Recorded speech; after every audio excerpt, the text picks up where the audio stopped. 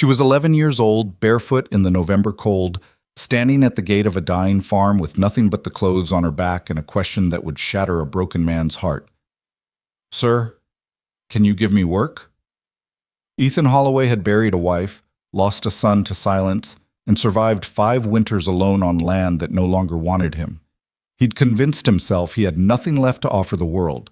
But when Clara Wells appeared that morning, thin as a whisper, brave as thunder, she didn't ask for his pity. She asked for his faith, and that made all the difference. Thank you for joining this story. If it touches your heart, please like this video and comment with your city so I can see how far Claire and Ethan's journey travels. Now, let their story begin. The gate had been broken for 3 years. Ethan Holloway stood on the sagging porch of his farmhouse, coffee cup cold in his calloused hand, and stared at the thing like it was an old argument he'd never won. The wood had splintered where the latch used to be. Wire held it upright now, rusted and stubborn, just functional enough to mark the edge of his land, but not proud enough to keep anything out or in. November wind swept across the Nebraska prairie, rattling the dry husks of corn he'd never bothered to harvest. The sky hung low and gray, pressing down like the lid of a burial vault. 53 years old, and Ethan felt every single one of them in his bones, in the permanent stoop of his shoulders, in the silence that had become the only language he spoke fluently. He didn't expect company. He never did. So when the figure appeared at the end of his long dirt road, Ethan's first instinct was irritation. Probably someone lost, looking for the main highway. Or worse, a preacher come to save his soul with platitudes and a leather-bound book. He set his cup on the porch rail and waited, squinting against the pale light. The figure grew closer, small, moving slow. Not a preacher, a child. Ethan's chest tightened.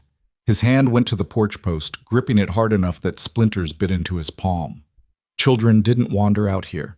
There was nothing for miles but failing farms and forgotten people. The nearest town, Miller's Crossing, was 8 miles east, and even that was barely a town anymore. Just a post office, a mercantile, and a saloon that opened at noon and closed when the last drunk went home. The child stopped at his gate. A girl. Thin enough that the wind seemed to move through her rather than around her. Her dress was pale blue cotton, too light for the season, and torn along the hem. Her hair hung in dark tangles past her shoulders. No coat, no shoes. Her feet were caked in dust and streaked with something darker, mud maybe, or dried blood. Ethan's stomach turned.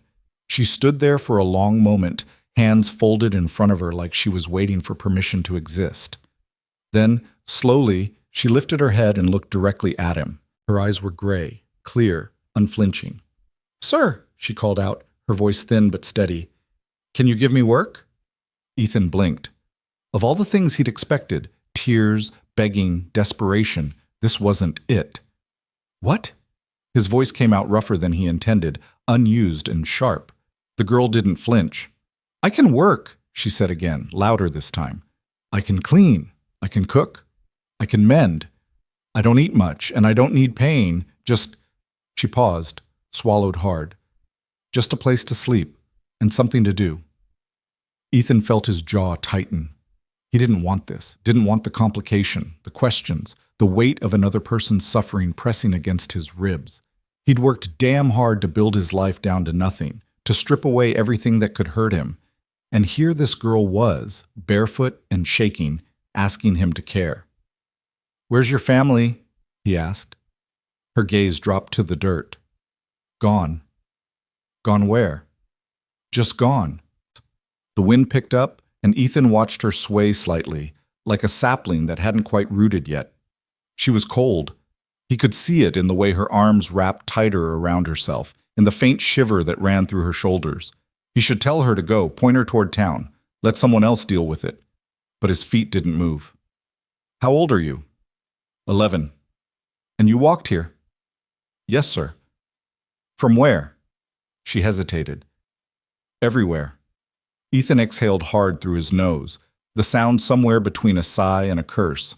He looked past her, down the empty road, half expecting to see someone coming after her, a father, a brother, someone with a claim. But there was nothing, just wind and dust and the low groan of his broken gate swinging slightly on its wire hinge. "What's your name?" he asked finally. "Clara. Clara Wells." "Clara." He tasted the name, let it sit heavy on his tongue. "I don't need help." Her chin lifted slightly. "Everyone needs help, sir." Something in her tone, not defiant, not pleading, just plain and true, made his chest ache in a way he hadn't felt in years. It was the kind of ache that came before tears, before breaking, and Ethan Holloway had promised himself he wouldn't break again. He turned away, gripping the porch rail. "There's a church in Miller's Crossing. You'd do better there." "I already tried the church." He glanced back. "And?" "They said they'd pray for me." Her voice was flat, emptied of hope. "But they didn't have room." Ethan's mouth twisted. Of course they didn't. He stood there, caught between the instinct to retreat into his house and bolt the door, and something older, deeper, something his wife, Anna, used to call his damnable conscience. Anna. He could almost hear her voice, soft and insistent. "You're not this man, Ethan. You're better than this." But Anna had been wrong. He wasn't better. He'd proven that 5 years ago when their son, Daniel, had walked off this land and never looked back. Proven it again when Anna got sick and he couldn't save her, couldn't do a damn thing but watch her fade. He was exactly the man he appeared to be, hollowed out, barely functional, surviving on habit and spite. And yet, Clara Wells stood at his gate, 11 years old and barefoot, asking not for charity, but for purpose. "All right," he heard himself say. Her head snapped up. "Come on then." He gestured toward the house, his voice gruff. "You can stay tonight, just tonight. We'll figure the rest out in the morning." For the first time, something like hope flickered across her face. Brief, cautious, fragile as lamplight. She pushed the gate open, wire scraping against wood, and walked up the long dirt path toward him. As she climbed the porch steps, Ethan got a better look at her. Bruises on her arms, old and yellowing. A cut above her left eyebrow, scabbed over. Her feet were blistered and raw. She smelled like road dust and sweat, and something sour, hunger maybe, or sickness. She stopped in front of him, small and impossibly brave. "Thank you, sir." Ethan grunted, turning toward the door. "Don't thank me yet." "What?" Inside the house was exactly what it looked like from the outside. Neglected, functional, stripped of warmth. The kitchen table was cluttered with dirty dishes Ethan hadn't bothered to wash. The floor needed sweeping. The stove was cold. A single chair sat by the fireplace, surrounded by books he no longer read, and a bottle of whiskey he'd been nursing for the better part of a month. Clara stood just inside the doorway, taking it all in with those steady gray eyes. "Sit," Ethan said, nodding toward the table. She obeyed, lowering herself carefully into a chair like she wasn't sure it would hold her. He moved to the stove, stirring the coals back to life and setting a pot of water to boil. There wasn't much. Some dried beans, a heel of bread, a bit of salted pork. But it was enough. He worked in silence, aware of her watching him, and hating how self-conscious it made him feel. "When's the last time you ate?" he asked without turning around. 2 days ago. His hand stilled on the spoon. 2 days. He forced himself to keep moving, ladling beans into a chipped bowl and setting it in front of her along with the bread. "Eat slow," he said, "or you'll be sick." Clara nodded and picked up the spoon, her hands shaking slightly. She took one bite, then another, chewing carefully, deliberately. Tears slipped down her cheeks, silent and unchecked. Ethan looked away, his throat tight.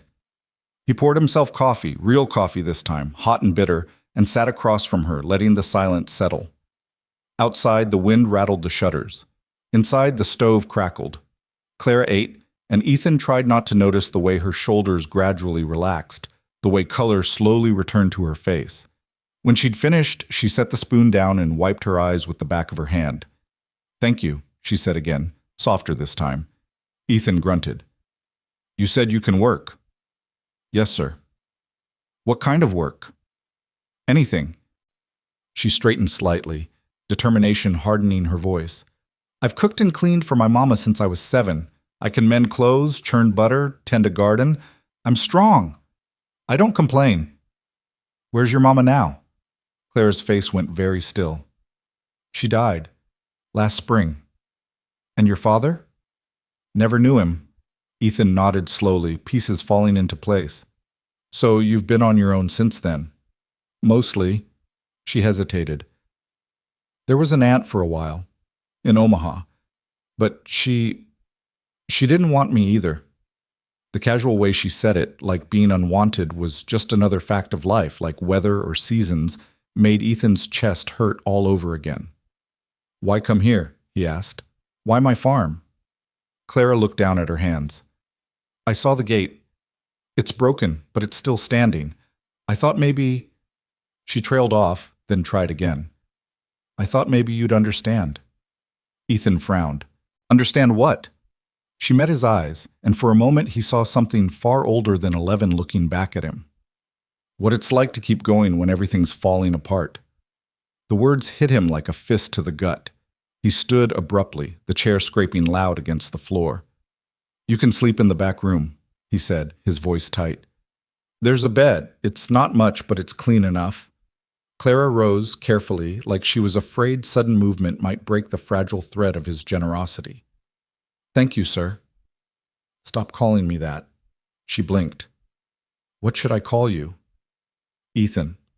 He turned toward the hallway, not trusting himself to look at her. Just Ethan.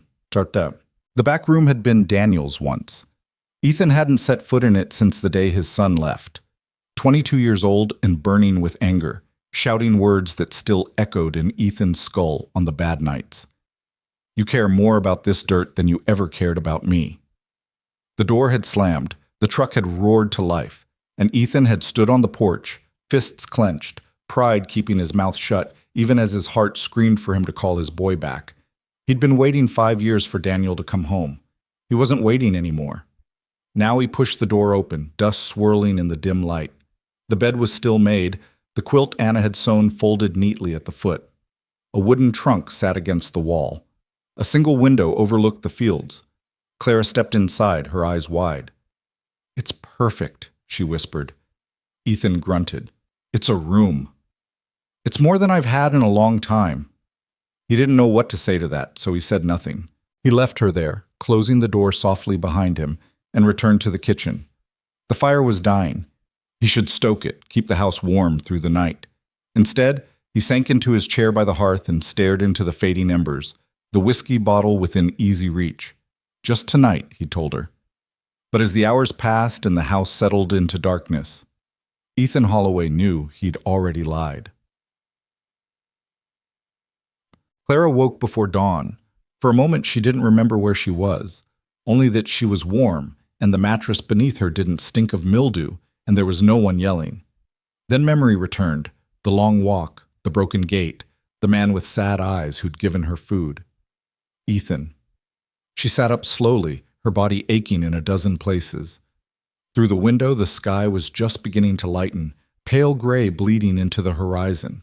She could hear movement in the house, footsteps, the clatter of a stove door, the low murmur of a man talking to himself. She dressed quickly, smoothing her hair as best she could, and slipped out into the hallway. The kitchen smelled like coffee and frying bacon.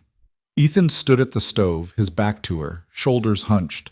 He didn't turn when she entered, but his voice reached her anyway. You're up early? Yes, sir, Ethan. She corrected herself quickly. I'm used to it. Sit. She did. He set a plate in front of her, bacon, eggs, a biscuit, and poured her a cup of milk. Then he took his own plate and sat across from her, eating in silence. Clara ate slowly, savoring every bite. The bacon was crispy, the eggs were soft, the biscuit melted on her tongue. She wanted to cry again, but she swallowed it down, afraid that if she started, she wouldn't stop. When they'd finished, Ethan pushed his plate aside and looked at her directly for the first time that morning. You meant what you said yesterday, about working? Yes. Then we'll try it. 1 week. You work, I'll give you food and a place to sleep. After that, we'll see. Hope flared in her chest, bright and terrifying. I won't let you down. See that you don't. He stood, grabbing his coat from the hook by the door. First thing, clean this kitchen. I'll be in the barn if you need me. He left without another word, the door closing firmly behind him. Clara sat alone in the sudden quiet, her heart pounding. 1 week. She could do a lot in 1 week. By noon, the kitchen was unrecognizable. Clara had scrubbed every surface, washed every dish, swept the floor until the old wood gleamed. She'd found a basket of mending in the corner, shirts with missing buttons, socks with holes, and set to work with needle and thread, her stitches small and precise. When Ethan came in for lunch, he stopped in the doorway, blinking. "You did all this?" Clara looked up from the shirt she was mending. "Yes. Is it all right?" He didn't answer right away. He just stood there, taking it in, the clean table, the organized shelves, the faint smell of soap lingering in the air. "It's fine," he said finally, his voice rough. She smiled, just a little.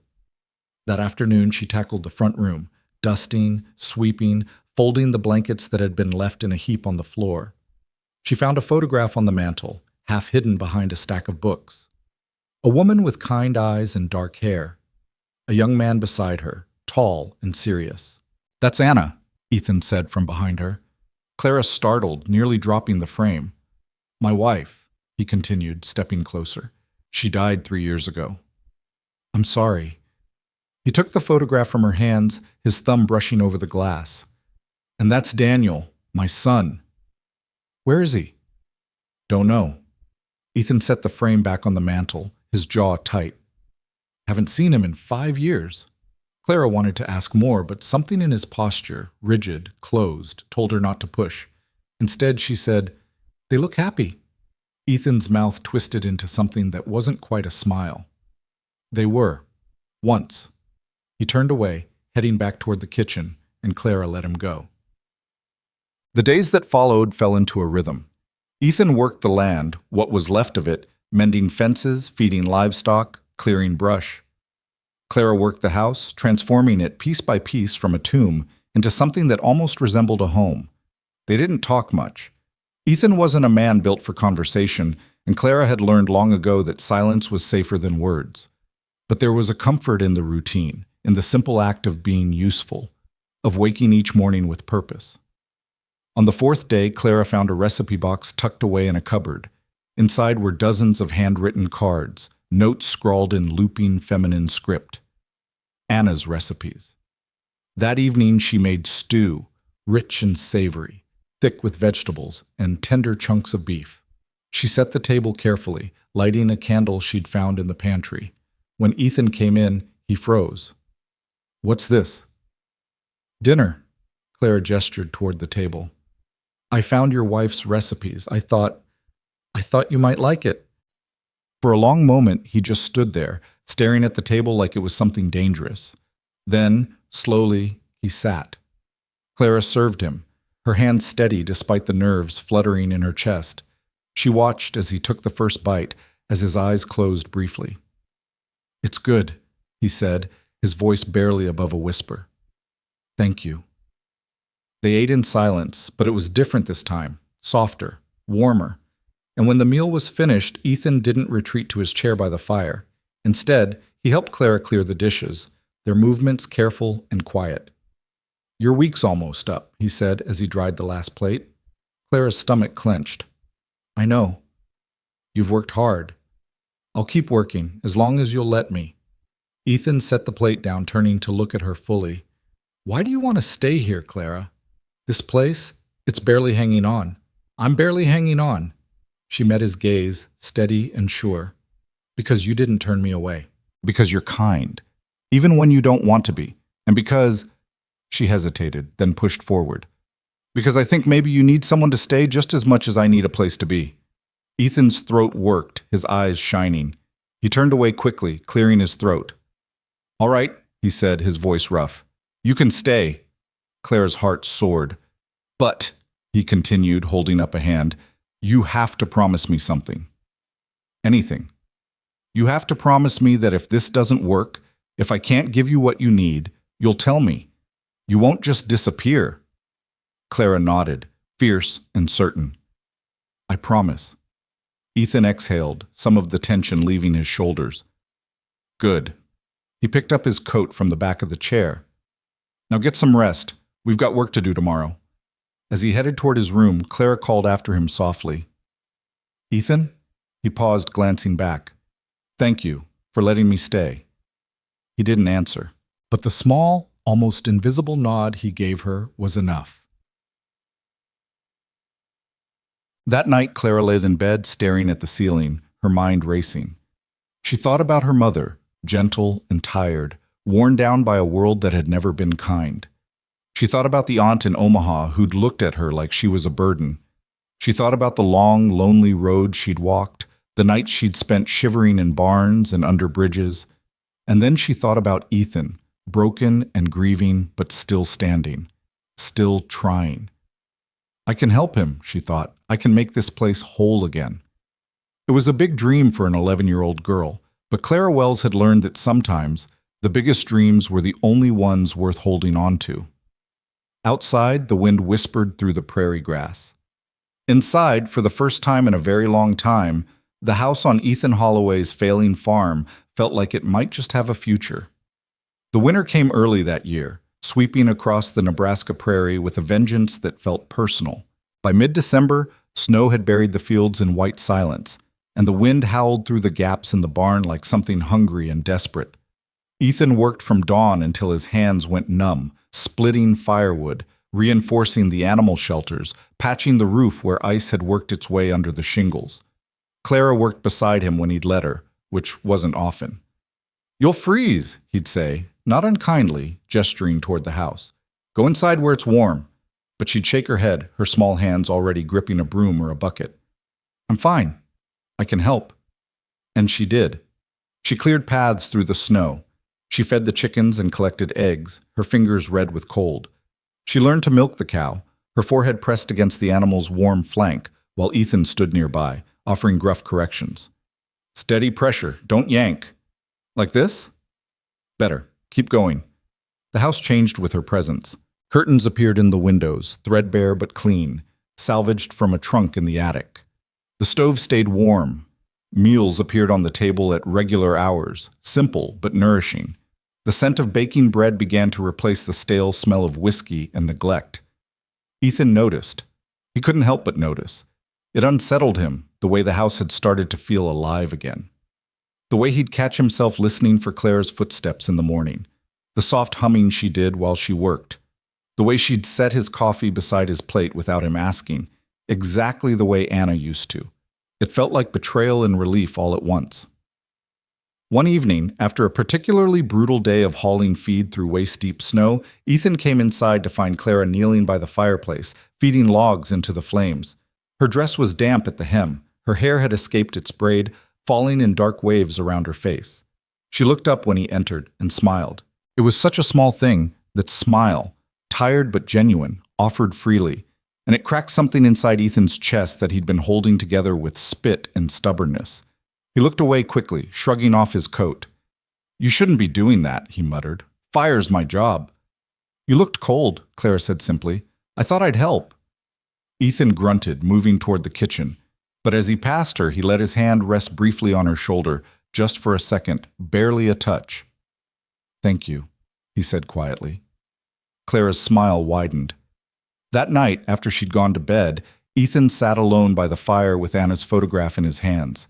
He studied his wife's face, the curve of her mouth, the way her eyes seemed to hold light, even in the faded image. "I don't know what I'm doing," he whispered to the empty room. "She's just a kid, Anna, and I'm no good at this." The fire crackled, the wind moaned outside. Anna's photograph offered no answers. But somewhere deep in Ethan's chest, beneath the grief and the fear, something shifted. It wasn't forgiveness, not yet, but it was permission. Permission to try. The days grew shorter, the snow piled higher, and slowly, carefully, Ethan and Clara built something fragile and necessary in the cold heart of winter. One afternoon in late December, Clara found a box of Christmas decorations in the attic, dusty and forgotten, wrapped in newspaper from years past. She brought it down carefully, setting it on the kitchen table. "Can we?" she asked, her voice hesitant. "For the house?" Ethan stared at the box like it might bite him. He hadn't celebrated Christmas since Anna died, hadn't seen the point. But Clara was looking at him with those steady gray eyes, patient and hopeful, and he found himself nodding before he could think better of it. "All right, but nothing fancy." Her face lit up. Together they strung garland over the mantel.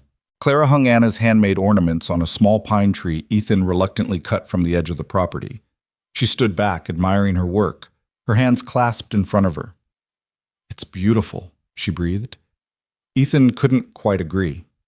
The tree was crooked, the ornaments were old and chipped, but there was something about the way the firelight caught the glass, the way Clara's face glowed with simple pleasure, that made his throat tight. "Yeah," he said roughly.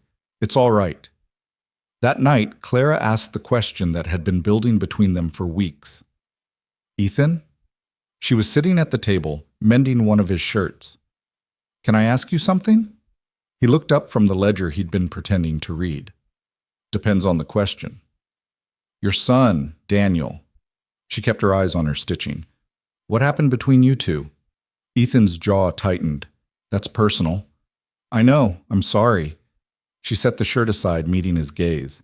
"It's just, you have his picture on the mantel. You keep his room exactly the way he left it, but you never talk about him, and I thought maybe it might help to talk about it." For a long moment, Ethan said nothing. He considered shutting her down, changing the subject, retreating into the familiar safety of silence. But Clara had shared her pain with him, her mother's death, her aunt's rejection, the loneliness that had driven her to his gate. She'd been brave enough to trust him with her brokenness. Maybe he owed her the same. "We fought," he said finally, his voice low. 5 years ago. It was bad."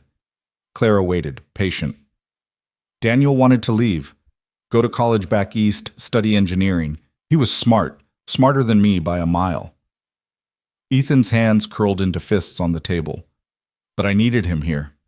The farm was struggling, Anna was sick, and I thought—" He broke off, swallowing hard. "I thought he was being selfish, abandoning us when we needed him most." "What did he think?" "He thought I was trying to trap him, keep him small." Ethan's voice cracked.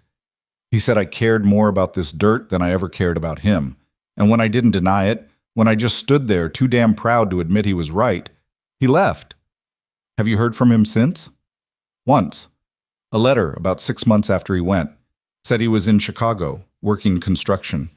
Asked if Anna was doing better." Ethan's face twisted. "I never wrote back." Clara's expression didn't change, but her voice was gentle. "Why not?" "Because I was angry and hurt and stupid." He looked down at his hands. "And then Anna died. And I kept thinking Daniel would come home for the funeral, but he didn't, and I realized he probably didn't even know she was gone." "You could tell him now." Ethan laughed, bitter and sharp. "After 5 years? What would I even say?" Clara was quiet for a moment, considering. Then she said, "You could start with the truth. That you're sorry, that you miss him, that you were wrong." "I don't know where he is. Chicago's not that big. You could find out." Ethan shook his head, standing abruptly. "It's too late, Clara. Some things can't be fixed." "I don't believe that." He turned to face her, frustration and grief warring in his chest. "You're 11 years old. What do you know about it?" Clara stood too, her small frame rigid with conviction. "I know that my mama died thinking I didn't love her because I was too scared to tell her. I know that my aunt sent me away before I could apologize for being a burden. And I know that every single day I wish I could go back and say the things I didn't say." Her voice shook but didn't break. "You still have a chance, Ethan. Don't waste it." The silence that followed was heavy and absolute. Ethan stared at this child, this impossibly brave, impossibly wise child, and felt something in him finally, irreversibly break. "I'll think about it," he said hoarsely. Clara nodded, satisfied. "That's all I'm asking." She picked up the mending and returned to her work, as if she hadn't just reached into Ethan's chest and rearranged his entire world. Ethan sank back into his chair, his hands trembling. He thought about Daniel, about Chicago, about 5 years of silence and all the words he'd never said. And for the first time since his son walked away, Ethan Holloway allowed himself to hope. Christmas Eve came quiet and cold. Snow fell in soft, lazy flakes, blanketing the world in stillness. Clara spent the morning baking, ginger cookies from Anna's recipe box, their spiced sweetness filling the house with warmth. Ethan watched her work, her small hands quick and capable, flour dusting her cheek. She was humming again, some tune he didn't recognize, and he found himself smiling despite the ache in his chest. "You're good at that," he said. Clara glanced up, surprised. "My mama taught me. She used to say that baking was like magic. You put in simple things, and something wonderful comes out." She sounds like she was a smart woman. She was. Clara's smile turned sad. "I miss her." "I know you do." They worked in companionable silence after that, Clara shaping dough and Ethan pretending to read the week-old newspaper. When the cookies were done, she arranged them on a plate and set them on the table. "We should save some for tomorrow," she said. "For Christmas." Ethan nodded. "All right." That evening they sat by the fire, the Christmas tree glowing softly in the corner. Clara was wrapped in one of Anna's old quilts, her eyes heavy with sleep. Ethan had intended to read, but instead he just watched the flames, his mind turning over Clara's words from days before. "Ethan?" Clara's voice was drowsy. "Yeah? Do you think people can have more than one family?" He frowned. "What do you mean?" "Like, I had my mama, and now I have you." She shifted beneath the quilt, her eyes still closed. "Does that mean I'm forgetting her? If I care about someone new?" Ethan's throat tightened. "No, Clara. That's not how it works." "How does it work?" He thought about Anna, about Daniel, about the way grief and love tangled together until you couldn't tell where one ended and the other began. "Love doesn't replace love," he said slowly.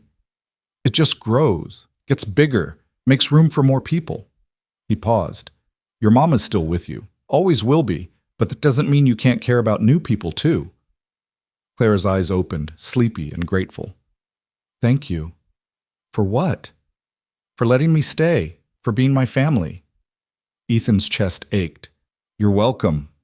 She fell asleep soon after, her breathing slow and even. Ethan carefully lifted her and carried her to her room, tucking the quilt around her shoulders. She didn't stir. He stood in the doorway for a long moment, watching her sleep, and felt the full weight of what he'd taken on. This child, who'd come to him with nothing, who'd asked only for work and a place to be, she'd become something he hadn't expected. She'd become his. Back in the front room, Ethan sat down at the small desk in the corner. He pulled out a sheet of paper, a pen, and stared at the blank page for a long time. Then, slowly, he began to write. "Daniel, I don't know if this letter will reach you. I don't even know if you'll read it if it does. But I need to say this, and I've waited too long already. I was wrong about everything, about the farm, about you leaving, about the things I said. You weren't selfish. You were young and full of dreams, and I tried to kill those dreams because I was scared of losing you. In the end, I lost you anyway. Your mother died 3 years ago. I should have told you. I should have found you, brought you home. But I didn't, and I'm sorry for that too. There's a girl here now. Her name is Clara. She's 11, and she's got more courage in her little finger than I've had in my whole life. She asked me why I never reached out to you, and I didn't have a good answer. Just pride and fear and stubbornness. I'm asking you now, if you can find it in yourself to forgive a stubborn old man, come home. Not for me. Not even for the farm. But because life's too short to let the people we love stay lost." Your father Ethan sealed the letter before he could change his mind. He didn't know Daniel's exact address, but he knew the name of the construction company he'd mentioned in that long-ago letter. It was a start. In the morning, he'd ride into town and send it. For now, he sat by the dying fire and let himself believe that maybe, just maybe, it wasn't too late. Christmas morning dawned clear and bright, the sun glinting off snow so white it hurt to look at. Clara woke to the smell of coffee and bacon and found Ethan in the kitchen already dressed. "Merry Christmas," he said gruffly. Her face lit up. "Merry Christmas." They ate breakfast together, the warmth of the stove and the food chasing away the winter chill. Afterward, Clara produced a small package wrapped in brown paper. "I made you something," she said shyly. "It's not much." Ethan unwrapped it carefully. Inside was a handkerchief, plain white cotton, with his initials embroidered in the corner in careful, slightly crooked letters. His throat closed up. "Clara, I know it's simple," she said quickly, "but I wanted you to have something. From me." Ethan turned the handkerchief over in his hands, his vision blurring. "It's perfect. Thank you." She beamed. He reached into his pocket and pulled out a small wooden carving, a horse, no bigger than his thumb, carved from a piece of scrap wood. He'd worked on it late at night when Clara was asleep, trying to remember the skills his own father had taught him decades ago. "Here," he said, handing it to her. "For you." Clara's eyes went wide. She took the carving gently, tracing the lines with her finger. "You made this?" "It's rough, but I thought, well, you should have something for Christmas." "It's beautiful," she whispered. "I love it." They sat together in the quiet morning light, the weight of their small gifts heavy with meaning. Outside, the world was cold and hard, but inside Ethan Holloway's house, something warm and fragile had taken root. That afternoon, Ethan rode into Miller's Crossing. The town was nearly deserted, most folks keeping to their homes on Christmas Day. But the post office was open, and the clerk, a tired-looking man named Fisher, took Ethan's letter with a curt nod. "Chicago?" Fisher squinted at the address. "That'll take a while. Week, maybe more." "That's fine." Fisher tucked the letter into the outgoing mail slot. "Anything else?" Ethan hesitated. Then, "You know anyone hiring? For odd jobs, carpentry, that sort of thing?" Fisher raised an eyebrow. "Looking for work?" "Maybe, if the price is right." "Talk to Reverend Marsh. Church needs repairs. Roof's leaking, steps are rotting. He's got a small budget, but something." Ethan nodded. "I'll stop by." He found the Reverend at the church, a modest white building with peeling paint and a crooked steeple. Marsh was an older man, thin and gray, with kind eyes and a firm handshake. "Ethan Holloway," Marsh said, surprised. "Didn't expect to see you here. Heard you need work done." "I do, but I can't pay much." "Don't need much, just need to keep busy." Marsh studied him for a long moment. Then he smiled. "All right, come by next week. We'll talk details." As Ethan rode back toward the farm, the sky beginning to darken, he felt something unfamiliar settle in his chest. Purpose. For the first time in years, he had a reason to get up in the morning that went beyond simple survival. He had Clara to care for, work to do, and maybe, just maybe, a son to bring home. The wind picked up, biting and cold, but Ethan barely felt it. He was already thinking ahead. Back at the house, Clara had dinner waiting, roasted chicken, potatoes, carrots glazed with honey. The table was set with Anna's good dishes, and candles flickered in the center. "What's all this?" Ethan asked, hanging up his coat. "It's Christmas," Clara said simply. "It should be special." They ate slowly, savoring the meal and the warmth of the fire. Clara told him about the chickens, about the cow who'd been stubborn that morning, about the book she'd found in the attic and started reading. Ethan listened, asking questions, letting her voice fill the spaces that had been empty for so long. When they'd finished, Clara helped him clear the dishes. As they worked side by side, she said quietly, "Did you mail the letter?" Ethan's hand stilled in the wash basin. "I did." "Do you think he'll write back?" "I don't know." Clara dried a plate, thoughtful. "But you tried. That's what matters." Ethan looked at her, the small, fierce girl who'd appeared at his gate with nothing but hope and grit, and felt his heart swell. "Yeah," he said softly. "I tried." That night, as the house settled into sleep, Ethan stood at the window of his room, looking out over the snow-covered fields. The moon was bright, casting silver light across the land. He thought about Daniel, somewhere in Chicago, maybe reading his letter, maybe crumpling it up and throwing it away. He thought about Anna and the way she used to stand at this same window, her hand resting lightly on his shoulder. And he thought about Clara, asleep in the next room, her small wooden horse clutched in one hand. The future was uncertain. The farm was still struggling. Winter was far from over. But for the first time in 5 years, Ethan Holloway believed that tomorrow might be worth seeing. He turned away from the window, climbed into bed, and let sleep take him. Outside, the wind whispered through the prairie grass, carrying with it the promise of spring. January brought a cold so fierce it felt like the prairie itself was trying to push them back indoors. The wind carved through every gap in the walls, and even with the stove burning day and night, Frost crept across the inside of the windows in delicate, merciless patterns. Ethan rose before dawn each morning to break ice in the water troughs, his breath clouding white in the pre-dawn darkness. His hands cracked and bled despite the salve Clara made from beeswax and herbs she'd found in Anna's old medicine cabinet. "You should wear gloves," she said one morning, watching him wrap his raw knuckles with strips of cloth. "Can't feel what I'm doing with gloves on. Can't feel much with frostbite either." He shot her a look, but there was no heat in it. "When did you get so bossy?" "When you started being stubborn." She handed him a cup of coffee, her expression serious. "Mama used to say that taking care of yourself isn't selfish. It's responsible." Ethan took the coffee, the warmth seeping into his damaged hands. "Your mama was right about a lot of things." Clara smiled, just a little, and returned to the stove where she was frying eggs and salt pork. The rhythm of their mornings had become familiar, comfortable even. Ethan would handle the livestock and the heavy outdoor work. Clara would manage the house, the cooking, the mending.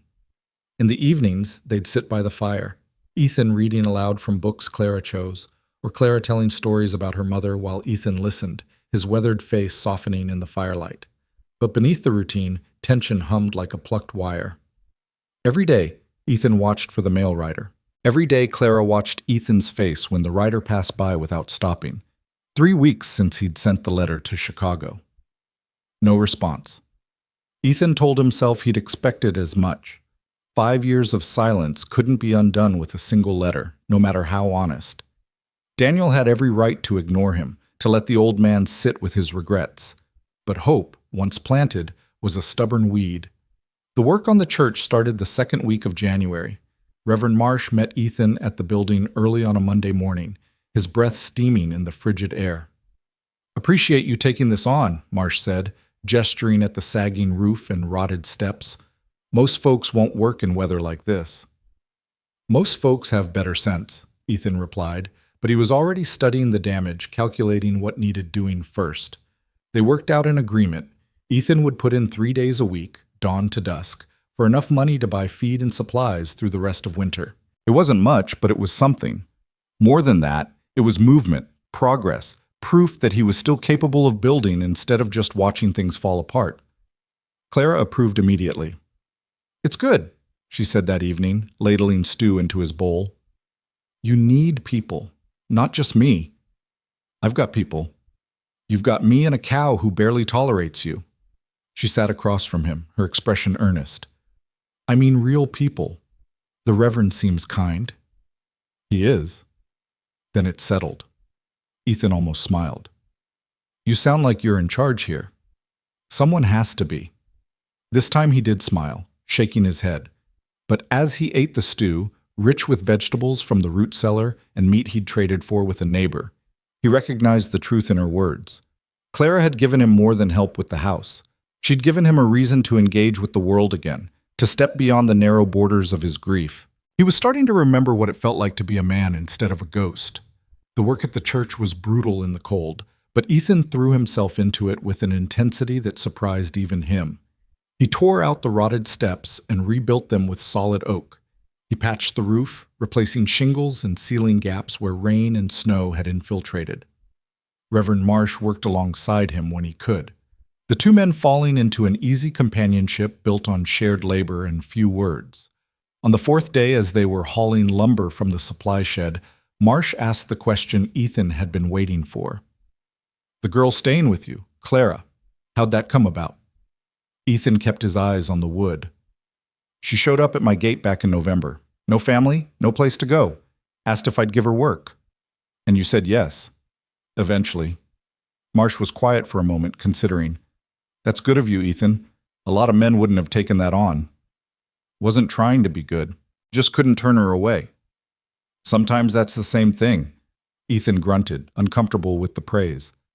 They worked in silence after that, but the Reverend's words stayed with him, settling somewhere deep.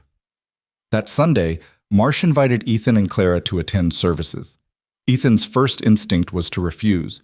He hadn't set foot in a church since Anna's funeral, but Clara's hopeful expression stopped him. "We don't have to," she said quickly, "but it might be nice to be around people." So they went. The church was small and drafty despite Ethan's repairs, filled with maybe 20 souls scattered across the pews, farmers and their families mostly, faces weathered by hard seasons and harder luck. They turned when Ethan and Clara entered, curiosity plain in their expressions. Ethan felt Clara's hand slip into his, her grip tight. "It's all right," he murmured. "We'll sit in back." They settled into the last pew just as Marsh began the service. The Reverend's voice was steady and warm, his sermon simple and direct. Something about seeds and faith and the patience required to see things grow. Ethan listened with half his attention, the other half focused on the people around him. Mrs. Brennan, whose husband had died last spring. The Cooper family, struggling to keep their farm afloat. Old Tom Richter, half deaf and mostly alone. Broken people, all of them, holding on because there was nothing else to do. When the service ended, several folks approached to greet them. Mrs. Brennan clasped Clara's hands in hers, her eyes bright with tears. "What a sweet girl," she said to Ethan. "You're blessed to have her." "Yes, ma'am, I am." Tom Richter shook Ethan's hand with surprising strength. "Heard you're fixing up the church. Good work." "Just doing what needs doing." "Still, it's good to see you back among the living." Ethan didn't know what to say to that, so he just nodded. On the ride home, Clara was quiet, her small face thoughtful. "What are you thinking about?" Ethan asked. "Those people. They seemed lonely." "Most of them are." "Like you were?" Ethan's hands tightened on the reins. "Yeah, like I was." "But you're not lonely anymore, are you?" He glanced at her, this child who saw too much and said it too plainly. "No, I'm not." Clara smiled and leaned against his arm, her weight slight but solid. "Good." The letter arrived on a Tuesday afternoon in late January. Ethan was in the barn mending a broken harness when he heard the mail rider's horse. He forced himself to finish the stitch he was working on before walking outside, refusing to rush, refusing to hope too hard. The rider handed him a single envelope, postmarked Chicago. Ethan's heart stopped. He stood in the snow staring at the familiar handwriting. Daniel's hand, still bold and slanted, exactly as he remembered. For a long moment, he couldn't move, couldn't breathe.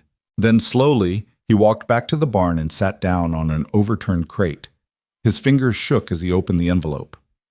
"Father, I got your letter. I've read it maybe a dozen times trying to figure out what to say back. Part of me wants to stay angry. Part of me wants to tear this up and pretend I never heard from you. But there's another part, the part that still remembers being a kid on that farm, still remembers Mom's laugh and the way you taught me to mend fences. That won't let me walk away. I'm sorry about Mom. I wish I'd known. I wish I'd come home. You were right about a lot of things in your letter. You were wrong, too. We both were. I blamed you for years, told myself you were too stubborn to love me the way I needed. But the truth is, I was stubborn too. I left and never looked back because it was easier than staying and fighting for us. I'm not saying I forgive you, not yet, but I'm willing to try. I'll be in Miller's Crossing on February 10th. The train gets in around noon. If you want to talk, meet me at the station. If you don't show, I'll understand, but I hope you do." Daniel Ethan read the letter 3 times, his eyes burning. Then he folded it carefully and pressed it against his chest, his breath coming in ragged gasps. Clara found him there 20 minutes later, still sitting in the cold barn, the letter clutched in his hand. "Ethan?" Her voice was soft, worried. "What happened?" He looked up at her, his face wet with tears he didn't bother to hide.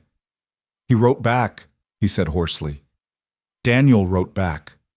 Clara's face broke into a radiant smile. She ran to him, throwing her arms around his neck, and Ethan held her tight, this child who'd believed in second chances when he'd given up on them entirely. "What did he say?" Clara asked, pulling back to look at him. "He's coming home. February 10th. He wants to talk." "That's wonderful." "He's not ready to forgive me." "But he's willing to try," Clara said firmly. "That's what matters." Ethan nodded, wiping his eyes roughly. "I don't know what to say to him. How to make this right." "You'll figure it out. You always do."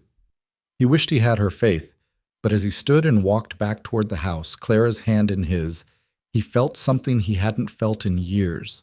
He felt like a father again. The days leading up to February 10th crawled by with agonizing slowness. Ethan threw himself into work, finishing the church repairs and starting on projects around his own farm that he'd neglected for years. He fixed the gate, replacing the wire with proper hinges. He cleaned out the barn, organizing tools and supplies with meticulous care. He even started sketching plans for expanding the chicken coop come spring. Clara watched all of this with knowing eyes. "You're nervous," she said one evening as Ethan paced the kitchen, too restless to sit. "I'm fine." "You've checked the calendar 4 times today." He stopped, caught. "I just want to be prepared." "For what?" "For him to be angry, for him to leave again, for—" Ethan broke off, running a hand through his hair. "For it to go wrong." Clara set down the sock she was darning and looked at him steadily. "It might, but it might go right too. You won't know until you try." "You sound like Anna." "Good. She sounds like she was smart." Despite everything, Ethan smiled. "She was. Smartest person I ever knew." "Then trust her, and trust Daniel, and trust yourself." The simplicity of it, the absolute certainty in Clara's voice, loosened something in Ethan's chest. He crossed to where she sat and rested his hand on her shoulder. "Thank you," he said quietly. "For everything." Clara reached up and squeezed his hand. "You gave me a home. It's the least I can do." The night before Daniel was set to arrive, Ethan couldn't sleep. He lay in bed, staring at the ceiling, his mind running through 1,000 different versions of the next day. What he'd say. What Daniel might say back. How it would feel to see his son after 5 years of silence. Around midnight, he gave up and went to the kitchen. He was surprised to find Clara there, wrapped in a quilt, a cup of milk warming on the stove. "Can't sleep either?" she asked. "Too much thinking." She poured the milk into a cup and handed it to him. "Want to talk about it?" Ethan sat across from her, cradling the warm cup. "What if he takes one look at me and realizes he made a mistake? What if I've changed too much, or not enough? What if he's thinking the same thing?" That stopped him. He'd been so focused on his own fear that he hadn't considered Daniel might be just as terrified. "You think he's scared too?" "Of course he is. He's coming back to a place where he wasn't happy, to see a father he fought with. That takes courage." Clara's voice was gentle. "But he's coming. That means something." Ethan nodded slowly. "Yeah, it does." They sat together in the quiet kitchen, sharing the silence that had become their own language. Outside, the wind had died down. The stars were bright and cold. Finally, Clara stood, gathering her quilt around her shoulders. "Get some rest," she said. "Tomorrow's important. You'll need your strength." "Clara?" She turned. "If this goes badly, if Daniel doesn't stay, I want you to know that you're not going anywhere. This is your home, no matter what." Her eyes glistened. "I know, but it won't go badly. I have a good feeling." She padded off to bed, leaving Ethan alone with his thoughts and the cooling cup of milk. He hoped she was right. February 10th dawned clear and bitterly cold. Ethan was up before sunrise, pacing the house like a caged animal. He changed his shirt 3 times, shaved carefully, and then spent 20 minutes staring at his reflection in Anna's old mirror, trying to see himself through Daniel's eyes. He looked old, tired.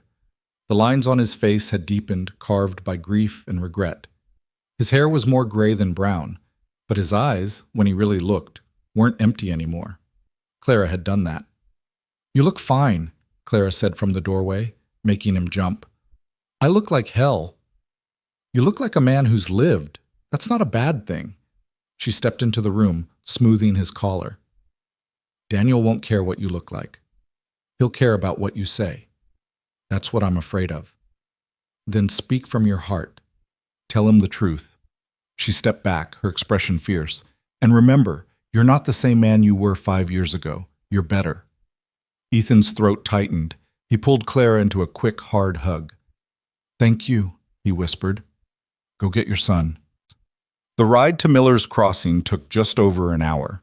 Ethan arrived early, tying his horse outside the small train depot and pacing the platform. A few other folks waited. Mrs. Cooper picking up a package, Tom Richter meeting a nephew from Omaha. They nodded at Ethan, but kept their distance, sensing his tension. At 11:55, the train whistle sounded in the distance. Ethan's heart hammered against his ribs. His palms were sweating despite the cold. He wiped them on his pants and forced himself to stand still as the train pulled into the station, brakes screeching, steam hissing into the frozen air. Passengers began to disembark. An elderly couple, a woman with 2 small children, a salesman with a battered case, and then Daniel. Ethan would have known him anywhere, even after 5 years, taller than he remembered, broader in the shoulders. His hair was darker, his face leaner. He wore a good wool coat and carried a single bag. But his eyes, dark brown, just like Anna's, were the same. They locked onto Ethan immediately. For a moment, neither of them moved. The platform might as well have been a canyon, wide and impossible to cross. Then Daniel took a step forward, and another, until he stood 3 feet away, close enough that Ethan could see the tension in his jaw, the uncertainty in his expression. "Father," Daniel said, his voice deeper than Ethan remembered. "Son." Ethan's voice broke on the word. They stood there, 2 broken men, searching each other's faces for something, forgiveness, maybe, or just recognition. Finally, Daniel said, "You look different." "So do you." "Chicago will do that." "Yeah." Ethan swallowed hard. "I'm glad you came. I wasn't sure I would. Even after I sent the letter, I kept changing my mind." Daniel's grip on his bag tightened. "But I needed to see if there was anything left to save." "Is there?" Daniel's eyes were bright, his jaw working. "I don't know yet, but I'm here. That's a start." Ethan felt something crack wide open in his chest, relief and grief and hope all tangled together. "It's more than I deserve." "Maybe. But Mom would have wanted us to try." At the mention of Anna, both men's faces crumpled slightly. The wound was still raw, still bleeding. "I should have told you she died," Ethan said hoarsely. "Should have found you, brought you home. That's on me." "I should have come back. Should have written more. That's on me." Daniel's voice was rough. "We both failed her." "Yeah, we did." The admission hung between them, painful and necessary. Then Daniel said, "Tell me about her, about the end." So Ethan did. Right there on the platform, with the train pulling away and the cold seeping through their coats, he told Daniel everything. About Anna's illness, the long months of watching her fade, the quiet morning when she finally let go. He told him about the funeral, about the people who came, about the quilt she'd been making for Daniel that never got finished. Daniel listened, tears streaming down his face, his shoulders shaking. When Ethan finished, Daniel wiped his eyes roughly and said, "I'm sorry I wasn't there." "So am I." They stood in silence for a moment, grief settling around them like snow. Then Ethan said, "Come on, let's go home." Daniel hesitated. "Home?" "If you'll have it, just for a few days, see what you think." Ethan's voice was careful, hopeful. "There's someone I want you to meet." Daniel frowned, curious. "Who?" "You'll see." The ride back to the farm was quiet, both men lost in their own thoughts. Daniel sat stiff in the saddle, his eyes scanning the familiar landscape, the rolling fields, the distant tree line, the road he'd traveled 1,000 times as a boy. "It hasn't changed much," he said finally. "No, still the same struggling patch of dirt." Ethan glanced at him. "Still home, though." Daniel didn't respond, but something in his expression softened. When they crested the final hill and the farmhouse came into view, Daniel pulled his horse to a stop. "The gate," he said, surprised. "You fixed it." "Had to. Got company now."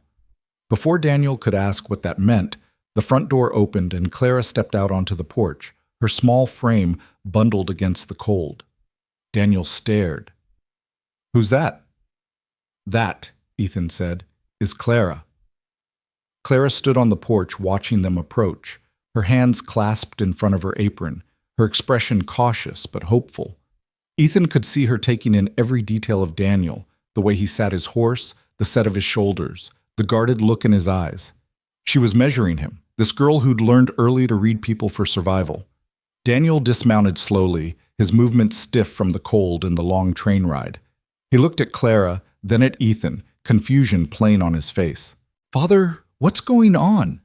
Ethan swung down from his own horse, his boots crunching in the frozen snow. "Claire's been staying here since November. She needed a place. I needed help. It worked out." Daniel's eyes narrowed slightly. "Staying here? As in living here?" "That's right." Before Daniel could respond, Clara descended the porch steps with careful dignity. She stopped a respectful distance away and gave a small, formal nod. "Mr. Holloway, I'm Clara Wells. It's an honor to meet you." The politeness in her voice, the careful way she held herself, it reminded Ethan of the girl who'd stood at his gate that first day, asking for work with trembling courage. She was nervous, he realized, afraid Daniel might not approve. Daniel's expression softened slightly. "Just Daniel is fine, and the honor's mine, Miss Wells." A smile flickered across Clara's face. "Just Clara." They stood there in an awkward triangle until Clara broke the silence. "I've made lunch." "Chicken soup and fresh bread. You must be hungry after your journey." "I am, actually. Thank you." She nodded and turned back toward the house, glancing once at Ethan as if seeking reassurance. He gave her a small nod and she disappeared inside, leaving father and son alone in the yard. Daniel waited until the door closed before speaking. "You want to explain this?" Ethan began unsaddling his horse, his hands working familiar motions. "Not much to explain. She showed up with nothing. I gave her a place to stay. She's a good kid." "A good kid?" Daniel's voice was flat. "Father, she's living in my old room, isn't she?" Ethan's hands stilled. "Your room's been empty for 5 years. That's not an answer." "Yes, she's in your room." Ethan turned to face his son. "You got a problem with that?" Daniel's jaw clenched. "I don't know yet. I'm just trying to understand. You wouldn't let me leave without a fight, but you'll take in a random child." The accusation stung because there was truth in it. Ethan took a breath, choosing his words carefully. "It's not the same thing." "How is it not?" "Because Clara didn't have choices. She was alone, scared, and desperate. You had choices. You had a future. You had—" Ethan broke off, frustrated. "I was trying to protect you. By trapping me? By keeping you close." Ethan's voice cracked. "And I was wrong. I know that now. But don't punish Clara for my mistakes with you." Daniel looked away, his expression conflicted. The wind picked up, rattling the bare branches of the cottonwood tree by the barn. Finally, he said, "I'm not punishing anyone. I'm just trying to understand what I'm walking back into." "You're walking into a home that's trying to heal, that's all." Daniel nodded slowly, something in his face shifting. "All right, let's go inside before we both freeze." The house was warm and filled with the rich smell of simmering soup. Clara had set the table with Anna's good dishes, 3 places arranged with careful precision. She stood by the stove, ladling soup into bowls, her movements quick and capable. Ethan watched Daniel take in the changes, the clean floors, the curtains in the windows, the Christmas tree still standing in the corner, its needles browning but its presence still somehow comforting. The photograph of Anna and Daniel back on the mantel, no longer hidden. "You've done a lot of work," Daniel said quietly. "Clara's done most of it," Ethan replied. "I just tried not to mess it up." They sat down to eat, the silence stretching awkward and heavy. Clara kept her eyes on her bowl, eating with small, careful bites. Daniel ate mechanically, his mind clearly elsewhere. Ethan couldn't taste anything past the anxiety lodged in his throat. Finally, Clara spoke. "Your father talks about you sometimes." Daniel looked up, surprised. "He does?" "He told me you wanted to be an engineer, that you were the smartest person he knew." Her voice was soft but steady. "He's very proud of you, even if he doesn't say it enough." Ethan felt heat rise to his face. He'd said those things to Clara in quiet moments, never expecting them to be repeated. Daniel's expression was unreadable. "Did he tell you why I left?" "He said you fought, that he was too stubborn to tell you he was wrong." Clara met his eyes directly. "He said he regretted it every day." The silence that followed was absolute. Ethan stared at his bowl, unable to look at either of them, his heart hammered against his ribs. Then Daniel said, his voice rough, "I regretted it too." Ethan's head snapped up. Their eyes met across the table, and for the first time in 5 years there was no anger in Daniel's face, just pain and exhaustion and something that might have been hope. Clara stood quietly. "I'll clean up. You two should talk."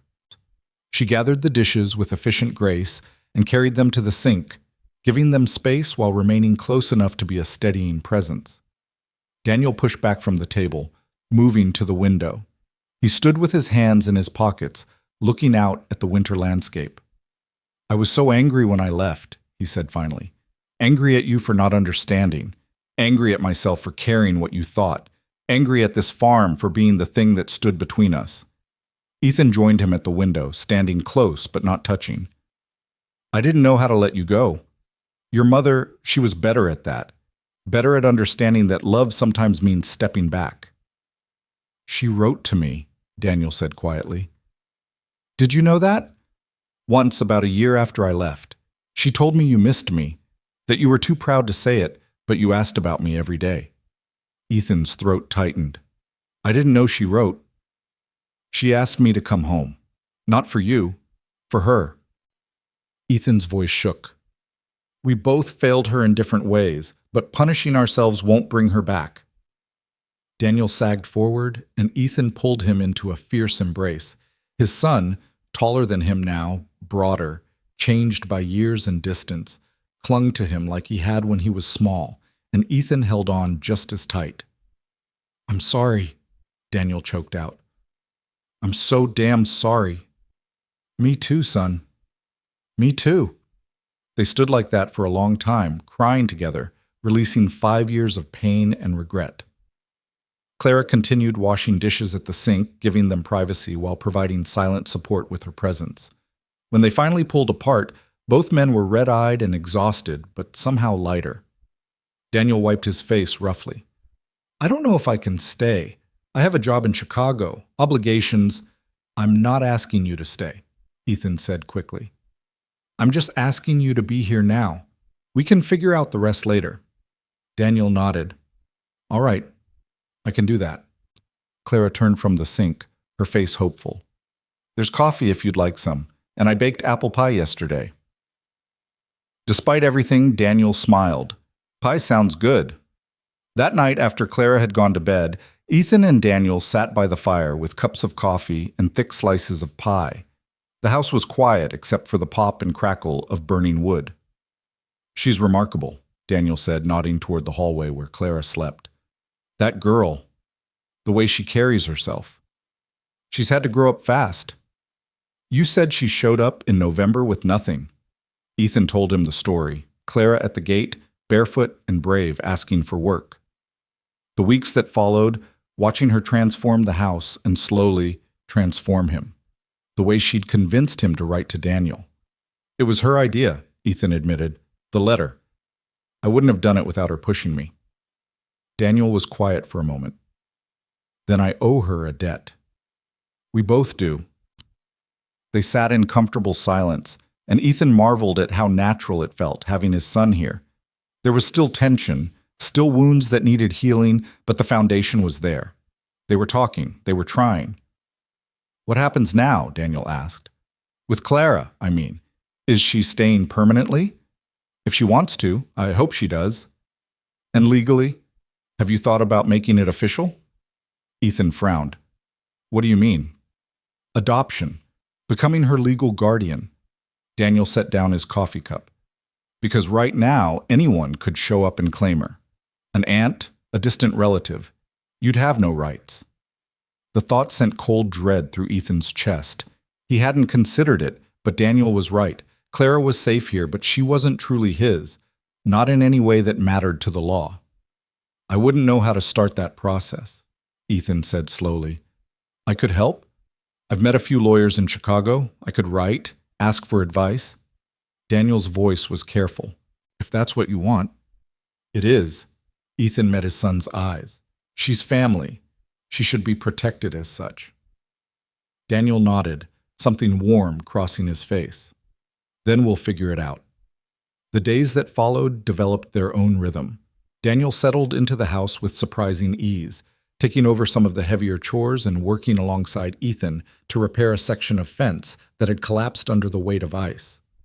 Clara watched them work together, and Ethan could see the pleasure in her face at witnessing their cautious reconciliation.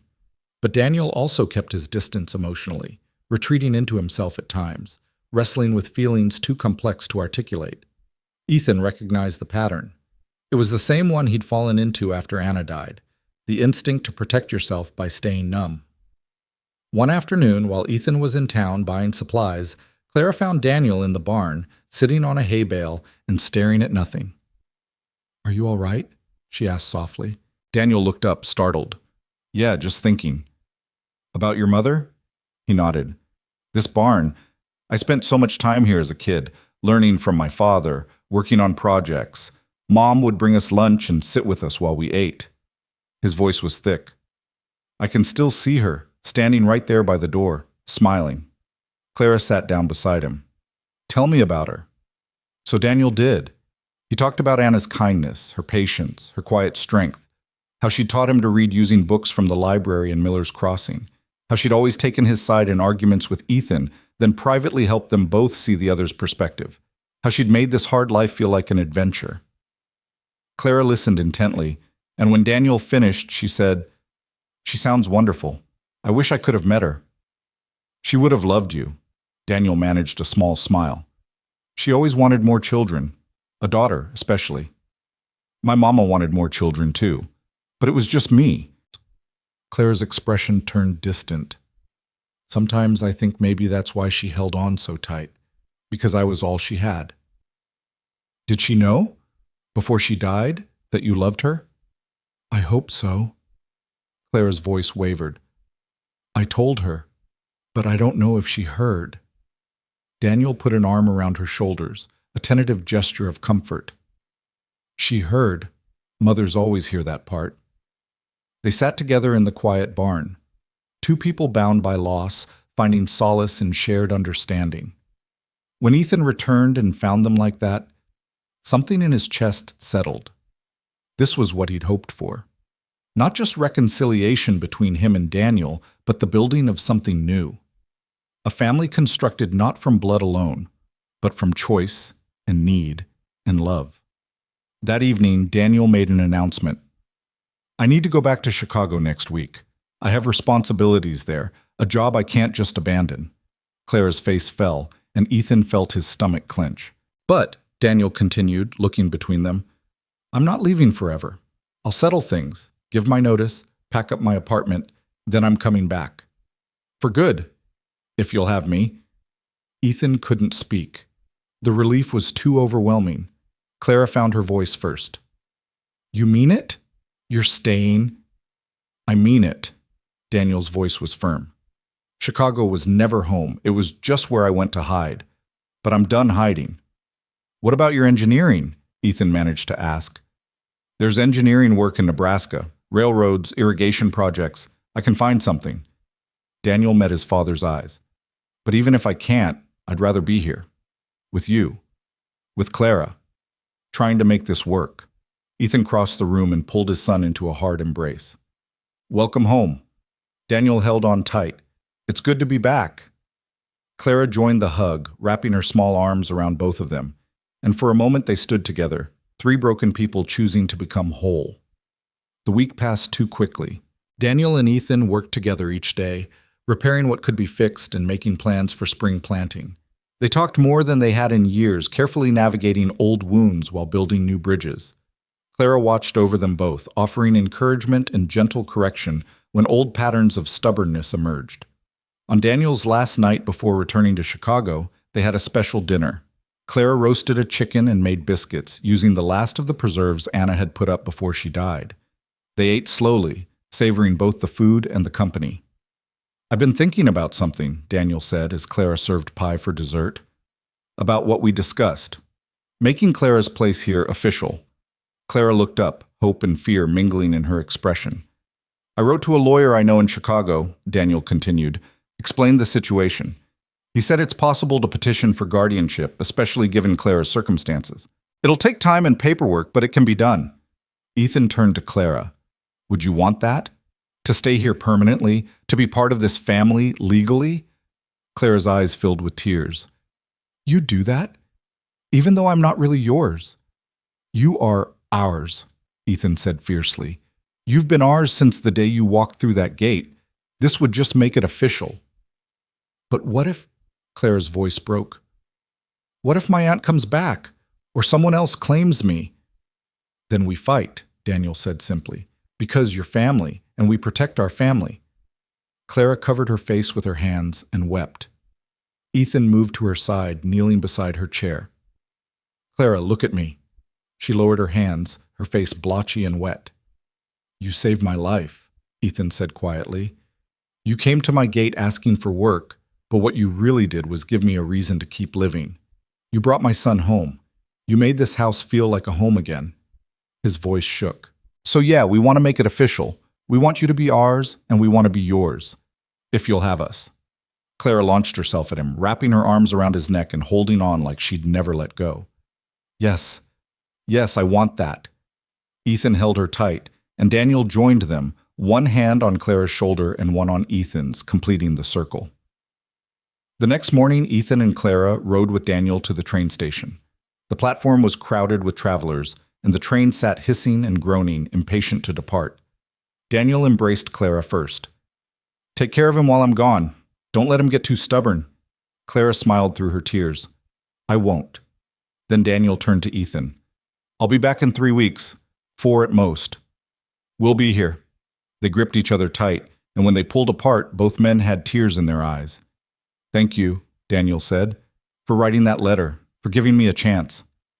Thank you for taking it. The conductor called for boarding. Daniel grabbed his bag and climbed aboard, finding a window seat. As the train began to move, he raised his hand in farewell, and Ethan and Clara waved back until he disappeared from view. The ride home was quiet. Clara leaned against Ethan's side, and he kept one arm around her shoulders, holding her steady. He'll come back, she said softly. I know he will. I believe you. And he did. For the first time in 5 years, Ethan Holloway believed in the future, believed in second chances, believed that broken things could be mended if you were willing to try. When they reached the farm, the gate stood open and waiting. Ethan guided the horse through, and together they headed toward the house, toward home, knowing that soon, very soon, their family would be complete. That night, as Clara slept peacefully in her room and Ethan sat by the fire, he looked at Anna's photograph and smiled. I think you'd approve, he whispered to her image. Of Clara, of Daniel coming home, of all of it. The photograph offered no response, but Ethan felt peace settle over him nonetheless. Outside, the wind had died down. The stars were brilliant in the winter sky. And somewhere in Chicago, Daniel Holloway was packing up his old life and preparing to come home. Spring was still weeks away, but Ethan could already feel it coming. The slow thaw, the promise of new growth, the chance to plant seeds and watch them flourish. He'd been given a gift he didn't deserve. 2 gifts, actually. A son willing to forgive. A daughter who'd chosen him when she could have chosen anywhere else. And Ethan Holloway was determined not to waste it. He stoked the fire, checked the doors, and headed to bed. Tomorrow there would be work to do, fences to mend, animals to feed, plans to make for Daniel's return and Clara's future. But tonight, Ethan slept soundly for the first time in years, knowing that his house was no longer empty and his heart was no longer alone. The question Clara had asked at his gate, "Can you give me work?" had changed everything. Not because he'd given her work, but because he'd given her a home. And in return, she'd given him back his life. The 3 weeks Daniel promised turned into 4, and the 4 stretched toward 5. February gave way to March, and with it came the first tentative signs of spring. Ice melted from the eaves in steady drips. The snow retreated in patches, revealing dead grass and frozen earth beneath. The days grew longer, the sun climbing higher in the pale sky. Ethan tried not to worry. Daniel had written twice, brief letters explaining delays with his employer, complications with his apartment lease, details that needed handling before he could leave Chicago for good. The letters were warm, reassuring, full of plans for what they'd do when he returned. But each passing day without him made Ethan's chest tighten with old fears. Clara noticed, of course. She always noticed. He's coming, she said one morning as Ethan stood at the window watching the road for the 100th time. You have to trust him. I do trust him. Then stop watching that road like it's going to bring him home faster. She set a plate of eggs and bacon in front of him. Eat. We have work to do. And they did. Despite the uncertainty, life on the farm continued. Ethan had taken on more repair work in town, helping the Coopers rebuild their collapsed barn, fixing Mrs. Brennan's sagging porch, even doing some carpentry for the general store. The money was modest but steady, enough to buy seed for spring planting and supplies they'd need once Daniel returned. Clara had transformed into something more than just a helper. The paperwork sat on Ethan's desk, a constant reminder of how fragile their situation really was. One afternoon in mid-March, Reverend Marsh stopped by with news. Ethan was splitting wood when the Reverend's wagon rolled up the long drive. "Ethan, got a minute?" Marsh called out. Ethan buried the axe in the chopping block and wiped his brow. "Always got time for you, Reverend. What's on your mind?" Marsh climbed down from the wagon, his expression troubled. "Had a visitor in town this morning, woman from Omaha. Said she was looking for her niece." Ethan's blood turned to ice. What did she look like? Thin, hard-looking, asked if anyone had seen a young girl, 11 or 12, dark hair, traveling alone. Marsh met Ethan's eyes. "I didn't say anything, but others might have." "Clara's aunt." Ethan's hands clenched into fists. "She didn't want Clara when she had her. What does she want now?" "Don't know, but you need to be careful. If she's got legal claim, she doesn't have a damn thing." Ethan's voice was hard. "She abandoned that girl, sent her away like she was garbage." "I believe you, but the law might see it different." Marsh put a hand on Ethan's shoulder. "Get those guardianship papers filed, soon as you can." After the Reverend left, Ethan went straight to find Clara. She was in the chicken coop, scattering feed, humming softly to herself. She looked up when he entered, her smile fading at his expression. "What's wrong?" He told her about the woman in town, watching her face go pale. "She's here? In Nebraska?" "In Miller's Crossing. Looking for you." Clara's hands trembled. She set down the feed bucket and wrapped her arms around herself. "I won't go back. I can't." Ethan knelt in front of her, taking her cold hands in his. "You won't have to. I promise you that. But if she has rights, then we'll fight her. We'll get a lawyer, file those papers, do whatever it takes." His voice was fierce. "You're not going anywhere, Clara. This is your home. I'm your family, and I will not let anyone take you away." Tears spilled down her cheeks. "What if you can't stop her?" "Then I'll follow wherever she takes you and bring you back. I'll fight every day until you're safe." Ethan pulled her into a tight embrace. "You saved me, remember? Now it's my turn to save you." Clara clung to him, her small body shaking with sobs. Ethan held her until the storm passed, his mind already racing through options. He needed Daniel, needed those legal documents completed and filed, needed to move faster than he'd been moving. That night he wrote to Daniel, explaining the situation with an urgency that made his handwriting nearly illegible. He rode into town before dawn to post it, praying it would reach Chicago quickly. 2 days later, the aunt came to the farm. Ethan saw her from the barn, a woman in her 40s, dressed in city clothes that looked out of place against the prairie backdrop. She climbed down from a hired wagon and stood at the gate, studying the house with cold calculation. Clara was inside baking bread. Ethan had told her to stay there, no matter what. He walked slowly toward the gate, his expression neutral but his body tense. "Can I help you?" The woman's eyes raked over him with open disdain. "I'm looking for my niece, Clara Wells. I was told she might be here." "And who told you that?" "Folks in town. Said a farmer took in a girl matching her description." She crossed her arms. "That would be you, I assume." "Might be." "Who's asking?" "Her aunt, Margaret Wells. I have legal rights to that child." Ethan kept his voice level. "Legal rights you didn't exercise when you sent her away." Margaret's face hardened. "I had my reasons. But she's family, and she belongs with me. She belongs where she's wanted, where she's safe." "Are you saying I didn't keep her safe?" "I'm saying you sent an 11-year-old girl out into the world alone. She walked for weeks, half-starved and scared, before she found her way here." Ethan's voice was cold. So no, I'm not saying you didn't keep her safe. I'm saying you didn't keep her at all. Margaret's jaw tightened. I don't have to explain myself to you. Now, I'd like to see Clara. No? Excuse me? You heard me. No. You're not seeing her and you're not taking her anywhere. Margaret's expression turned venomous. You have no legal authority over that child. I could have the sheriff here by nightfall. Then do it.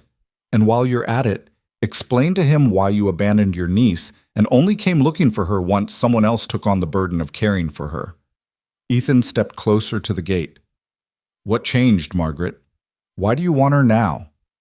For a moment, something flickered in the woman's eyes, guilt, maybe, or shame, but it was quickly replaced by cold pragmatism. That's none of your concern. It's every bit my concern. She's family now. She's my blood. Blood doesn't mean a damn thing if you don't act like family.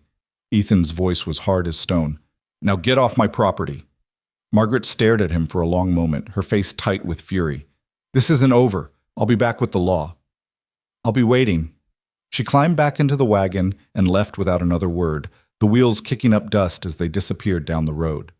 Ethan stood at the gate, his heart pounding, until he was sure she was truly gone. Then he turned and saw Clara standing on the porch, her face white as chalk. You heard, he said. She nodded. All of it. I meant what I said. She's not taking you. Clara walked toward him slowly, her arms wrapped around herself. Why does she want me now? She made it clear I was a burden before. I don't know, but we're going to find out. Ethan guided her back toward the house. And we're going to stop her. That evening, Ethan rode to Reverend Marsh's house and explained what had happened. Marsh listened gravely, then made a suggestion that surprised Ethan. You need witnesses. People who can testify to Clara's condition when she arrived, to the life you've given her here. Marsh leaned forward. And you need to file those guardianship papers tomorrow, not next week. Tomorrow. I don't have all the documents ready. File what you have. Get the process started. Show the court you're serious about making this legal. Marsh's voice was urgent. Because if Margaret Wells comes back with the sheriff, you need to have something official on record, even if it's just the start of the process. Ethan nodded slowly. Can you help? With the witnesses? I'll do better than that. I'll come with you to the county courthouse. We'll talk to Judge Morrison together. He's a fair man, and he knows the law. The next morning, Ethan and Marsh rode to the county seat, a full day's journey. Ethan had left Clara with Mrs. Brennan, who'd agreed to keep her safe and hidden if Margaret returned. Judge Morrison was a stern-faced man in his 60s with sharp eyes and a reputation for no-nonsense jurisprudence. He listened as Ethan explained the situation, Clara's arrival, her circumstances, Margaret's sudden reappearance. Do you have any documentation of the aunt's abandonment? Morrison asked. Just Clara's word, and the fact that she showed up at my gate half dead from walking across the state. Morrison frowned. That's thin. Courts favor blood relatives unless you can prove abuse or neglect. She sent an 11-year-old away with nothing, Ethan said, his voice tight. If that's not neglect, what is? I'm not disagreeing, but you'll need more than your testimony. Morrison shuffled through the preliminary papers Ethan had brought. These are a start, but they're incomplete. You'll need character witnesses, proof of Clara's well-being under your care, and ideally testimony from Clara herself about her treatment by her aunt. Marsh spoke up. I can provide character testimony for Ethan, and there are others in town who've witnessed Clara's transformation. Morrison nodded. Good. Get those statements in writing, and Mr. Holloway, I suggest you hire a lawyer. This could get complicated. I don't have money for a lawyer. Then you'd better find some, because if Margaret Wells is determined, she'll come with legal representation, and you'll be at a disadvantage. Morrison softened slightly. I'll expedite the guardianship petition as much as I can, but you need to be prepared for a fight. On the ride home, Ethan was silent, his mind churning. Where would he get money for a lawyer? The farm barely made enough to survive. Even with the extra carpentry work, there wasn't spare cash for legal fees. Marsh seemed to read his thoughts. I might know someone, a lawyer in Lincoln who does charitable work. Let me write to him. I can't ask you to. You're not asking. I'm offering. Marcia's voice was firm. Clara deserves protection. We'll find a way. When Ethan returned to Mrs. Brennan's to collect Clara, he found her sitting at the kitchen table with the older woman, carefully stitching a quilt square. She looked up when he entered, hope and fear mingling in her expression. What did the judge say? Ethan sat across from her, taking her hands. He said we have to fight, but he's willing to help us do it. What if we lose? We won't. But what if... Clara. He waited until she met his eyes. I made you a promise. You're staying here. Whatever it takes, you're staying here. Mrs. Brennan put a gentle hand on Clara's shoulder. This man fought his way back from the edge of giving up entirely. If he says he'll fight for you, believe him. Clara's eyes filled with tears, but she nodded. 3 days later, Daniel arrived. Ethan was in the barn when he heard the wagon. He stepped outside to see his son climbing down, his face grim but determined. I got your letter, Daniel said without preamble. Caught the first train out. Relief flooded through Ethan. Thank God you're here. Where's Clara? Inside. She's been terrified. Daniel grabbed his bag and strode toward the house. Clara emerged onto the porch, and when she saw him, her face crumpled. She ran to him, and Daniel swept her up in a fierce hug. I'm here, he said, and I brought help. A second figure stepped down from the wagon, a young man in a neat suit carrying a leather case. This is Thomas Whitmore, Daniel said. He's a lawyer, and he's going to make sure you stay exactly where you belong. Whitmore was efficient and thorough. He spent 2 days interviewing Clara, Ethan, and witnesses from town. He documented everything: Clara's condition when she arrived, the work she'd done, the life she'd built. He recorded statements from Reverend Marsh, Mrs. Brennan, the Coopers, even old Tom Richter, all testifying to Clara's well-being and Ethan's character. When Margaret Wells returned 5 days later with the county sheriff, Whitmore was ready. Margaret stood at the gate with Sheriff Porter, a heavy-set man who looked uncomfortable with the entire situation. Mr. Holloway, Porter said, his voice apologetic. Mrs. Wells has filed a petition for custody of her niece. I'm here to collect the child. Ethan stood firm.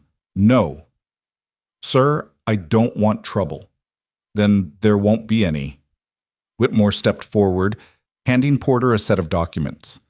My client has filed for legal guardianship of Clara Wells. The case is scheduled for hearing before Judge Morrison in 2 weeks. Until then, the child remains in Mr. Holloway's custody. Porter scanned the papers, then looked at Margaret. This appears to be in order. That's ridiculous, Margaret snapped. I'm her blood relative. I have rights. So does Mr. Holloway, as her current legal guardian pending the hearing. Whitmore's voice was calm but firm. If you'd like to challenge that, you're welcome to appear before Judge Morrison on the appointed date. Margaret's face flushed with anger. This is absurd. She's my niece. A niece you abandoned, Daniel said, stepping forward. A niece you sent away when she needed you most.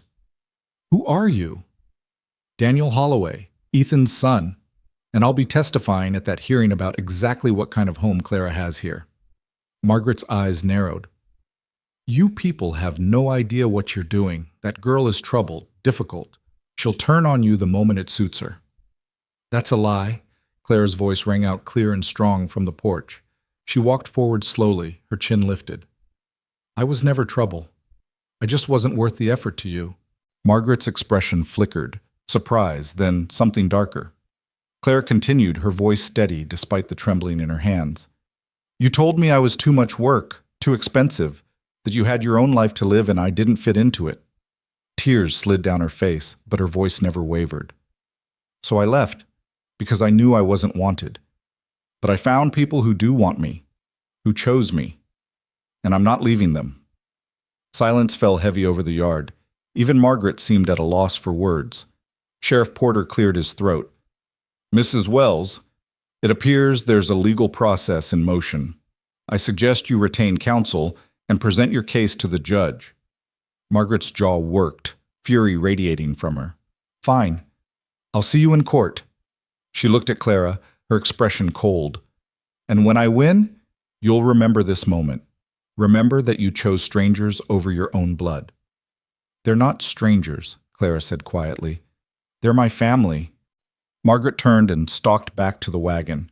Sheriff Porter tipped his hat apologetically to Ethan before following. When they were gone, Clara's composure finally broke. She collapsed into Ethan's arms, sobbing, while Daniel and Whitmore stood guard, as if their presence alone could keep the danger at bay. The 2 weeks before the hearing were the longest of Ethan's life. Whitmore prepared them meticulously, conducting practice interrogations, anticipating every argument Margaret's lawyer might make. Clara was the most nervous, afraid her testimony wouldn't be enough. "Just tell the truth," Whitmore coached her. "That's all you need to do. Tell the judge what happened with your aunt and what your life has been like here." The day of the hearing, they all traveled to the county seat. Ethan, Daniel, Clara, and Whitmore, with Reverend Marsh and Mrs. Brennan following in a second wagon as witnesses. The courtroom was small and austere, with wooden benches and high windows that let in pale morning light. Judge Morrison presided from behind a heavy desk, his expression unreadable. Margaret sat on one side with her lawyer, a slick-looking man named Garrison, who oozed false sympathy. On the other side sat Ethan, Daniel, and Clara, with Whitmore between them and the judge. Morrison called the proceedings to order. "This is a hearing to determine guardianship of Clara Wells, a minor child. Mrs. Margaret Wells is petitioning for custody as the child's blood relative. Mr. Ethan Holloway has filed for legal guardianship. Both parties will present their cases." Garrison went first, painting a picture of a grieving aunt who'd been forced to make difficult choices after her sister's death, but who now had the means and desire to provide for her niece. He implied that Ethan was an unrelated stranger who'd taken advantage of a vulnerable child. Whitmore countered with methodical precision. He presented Clara's testimony of abandonment, supported by statements from townspeople who'd witnessed her arrival and transformation. He called Reverend Marsh to testify about Ethan's character and the quality of care Clara received. He entered financial records showing Ethan's ability to provide for her. Then it was Clara's turn to testify. She sat in the witness chair, small and terrified but resolute. Whitmore guided her through gentle questions about her mother's death, her time with Margaret, and her journey to the farm. "Did your aunt ever mistreat you physically?" Whitmore asked. "No, sir." "But she did send you away?" "Yes, sir." Clara's voice was barely above a whisper. "She said I was too expensive to keep, that she had her own life to think about." "And what did you do?" "I left. I walked for weeks until I found Mr. Holloway's farm." "Why didn't you go to the authorities, to a church or an orphanage?" Clara looked down at her hands. "Because I was afraid they'd send me back, or put me somewhere worse. I just wanted to find a place where I could work, where I could be useful." "And did you find that?" She looked up, her eyes finding Ethan in the gallery. "Yes, sir. I found a home." Garrison cross-examined her aggressively, trying to paint her as ungrateful and manipulative. But Clara held firm, answering each question with simple honesty. Finally, Judge Morrison called Ethan to testify. Ethan spoke plainly about Clara's arrival, her condition, the work they'd done together. He talked about the way she'd transformed his household and, if he was being honest, his life. "Do you love this child, Mr. Holloway?" Morrison asked directly. Ethan's throat tightened. "Yes, sir. Like she was my own daughter." "And if I grant guardianship, what kind of life can you offer her?" "An honest one. A safe one.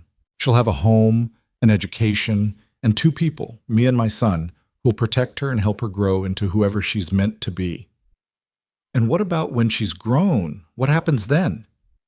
"Then she makes her own choices, stays or goes as she pleases. But she'll always have a home with us. Always."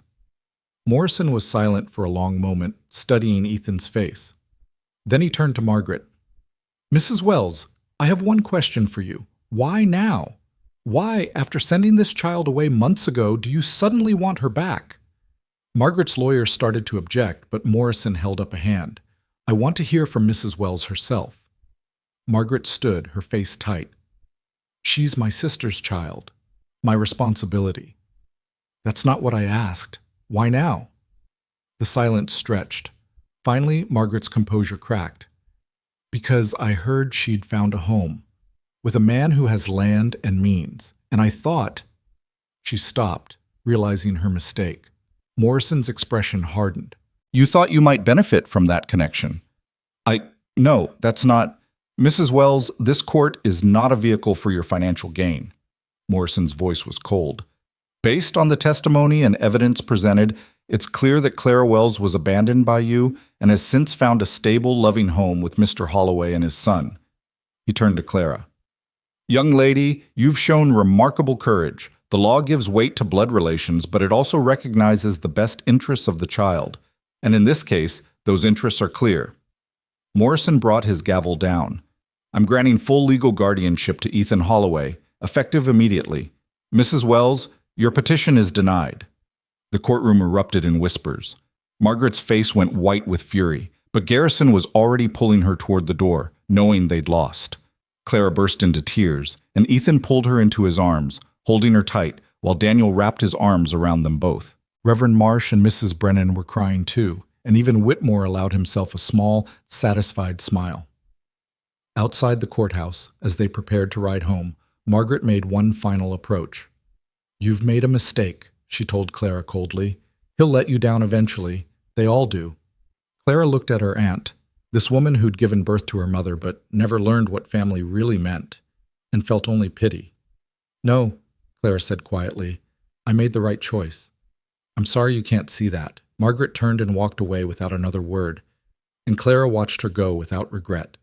Spring came in earnest after that, transforming the prairie from brown to green almost overnight. Ethan, Daniel, and Clara worked the land together, planting crops and making repairs. Daniel had secured a position with the railroad, surveying for new irrigation projects, work that paid well and let him stay close to home. The guardianship papers arrived in early May, official and binding. That evening, they celebrated with a special dinner: roast beef, potatoes, fresh bread, and a cake Clara had baked in secret. To family, Daniel said, raising his glass. To second chances, Ethan added.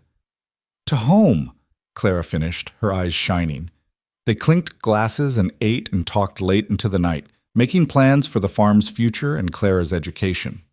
Daniel wanted to teach her mathematics and engineering. Ethan wanted to make sure she learned the land. Clara wanted to keep the egg business and maybe expand into selling baked goods at the market. As the fire burned low and Clara dozed in her chair, Ethan looked at his son and saw Anna's eyes looking back at him, the same warmth, the same understanding. She'd be proud of us, Ethan said quietly. Your mother, Daniel nodded. She would, especially of you. I didn't do this alone. No, but you did the hardest part. You opened the gate. Ethan thought back to that November morning when Clara had appeared, barefoot and desperate, asking for work. He'd been so close to turning her away, so close to letting his grief and pride keep him isolated. But he hadn't, and that one choice had changed everything. Summer arrived with long days and hard work, but also with laughter and purpose. The farm began to thrive again under their combined efforts. Clara grew taller, stronger, her confidence blooming like the wildflowers that dotted the prairie. She started attending school in Miller's Crossing, making friends and excelling in her studies. One evening in late June, as they sat on the porch watching the sunset paint the sky in shades of orange and gold, Clara asked a question. Ethan, when I'm grown, will I have to leave? Ethan looked at her, this girl who'd become his daughter in every way that mattered. Why would you have to leave? Because that's what grown children do. They go out into the world. Well, they do, he agreed, but they also come back, if they want to, if they have a reason. Will I have a reason? Ethan put his arm around her shoulders. I hope so. But whether you stay or go, you'll always be welcome here. This is your home, Clara, for as long as you want it. She leaned against him, and they sat in comfortable silence as the sun sank below the horizon. A year after Clara first appeared at his gate, Ethan Holloway stood in the same spot, looking out at land that was finally, tentatively prosperous. The fields were green with growing crops. The barn had been repaired and expanded. The house gleamed with fresh paint. But more than the physical changes, it was the sound that struck him. Laughter floating from the kitchen window where Clara and Daniel were arguing good-naturedly about something. The cluck of chickens, the low of the cow, the simple, ordinary sounds of a working farm and a living home. Ethan had lost so much. His wife. years with his son, nearly his own will to live. But he'd gained something too. A daughter, a family rebuilt, a reason to wake up each morning and work toward a future that felt worth seeing. The gate stood open, just as it had that November day. Ethan walked over and ran his hand along the wood, now solid and strong, the wire long gone. He thought about closing it, securing the farm for the night, but instead he left it open. Because you never knew when someone might need to walk through, someone lost and looking for home, someone brave enough to ask a simple question that would change everything. Can you give me work? Clara had asked for work. Ethan had given her a family, and in return, she'd given him back his life, his son, and his future. The question at the gate had been answered, and the answer was love.